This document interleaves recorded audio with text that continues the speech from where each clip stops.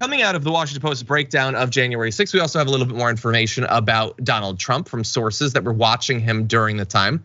One senior Republican close to him said Trump was enamored with how, quote, all these people are coming to fight for me. And they say, I don't think he appreciated what was going on.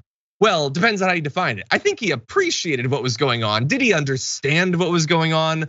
Who knows? Who knows? But maybe, because remember, like those protesters were going in, they believed that Mike Pence had betrayed their movement. They didn't come to that because individually they'd all been like studying the Constitution like Gandalf going over old scrolls. They'd been told in speeches that Mike Pence can stop it, and he chose not to. And while they were in there, I will remind you that on January 6th at 2:24 p.m., Donald Trump tweeted, Mike Pence didn't have the courage to do what should have been done to protect our country and our Constitution, giving states a chance to certify a, quote, corrected set of facts, not the fraudulent or inaccurate ones which they were asked to previously certify. USA demands the truth. So they're in there searching the hallways for Mike Pence, and he tweets out, Mike Pence didn't have the courage. He didn't protect our country. We demand the truth. So what do? We'll probably pack up and go home, right? Well, weirdly, they didn't get that message. And anyway, on the Mike Pence thing, in these Washington Post revelations, we also learn a little bit more about John Eastman, who's been in the news once again recently. He's the guy behind that like postcard with the 7-step plan that's actually like 20 steps to get Trump back into office. Classic TDR video. Everyone should go back and watch. Fun. Somebody needs to find that. If you could send me that link, because we've put out a lot. Anyway, so in a radio interview in early January, he said that then Vice President Mike Pence had the power to throw the 2020 presidential election to the House of Representatives, saying it depended on whether Pence had, quote, courage and the spine. So he can do it. Will he? Well, we'll see. Is he courageous? Which is interesting, because when John Eastman has been asked about this more recently, he said that he told Mike Pence it was a, quote, open question, and that it would be a foolish option to pursue. That is not like saying you can do it if you have the courage, and saying it's foolish. Those are two very different things. Now, John Eastman seems to want to be backing off of the pressure campaign against Mike Pence. We'll see. We'll see if anything ends up coming from that. But he's apparently very worried about you finding out about what he actually said.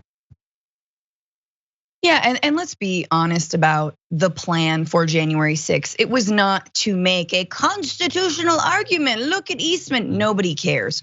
All you need to do is throw a minor bone to the base.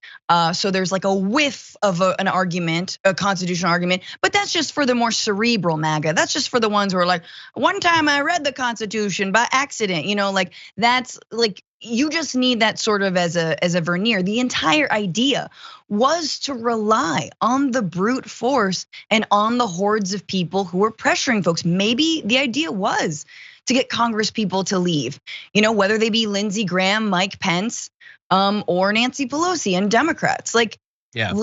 Let's stop being so naive, right? The pieces are all there. This is the easiest puzzle to put together. Mm-hmm.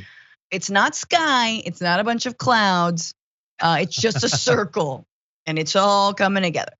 Yeah, it's not like complicated flowers or anything like that. Yeah, you're totally right. And by the way, let's bear in mind, there was never anything legitimate to the argument that Mike Pence could throw it to the states or whatever. That's just not within his purview. But pointing that out is not saying that they couldn't have done it or that it couldn't have worked. It couldn't have worked legitimately under our system of government. But this was a challenge to the legitimacy of our system of government. That's what it was. And simply like things being impossible politically, well, we are in crazy times. There were maniacs pooping in the Capitol building.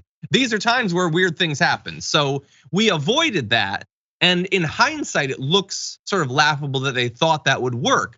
But that doesn't mean it couldn't have worked. What are you assuming that like Senate Democrats would have never stood for that, or the Supreme Court would have stepped in? Have you been paying attention to our politics? Do you know who our leaders are? We might have very narrowly missed something.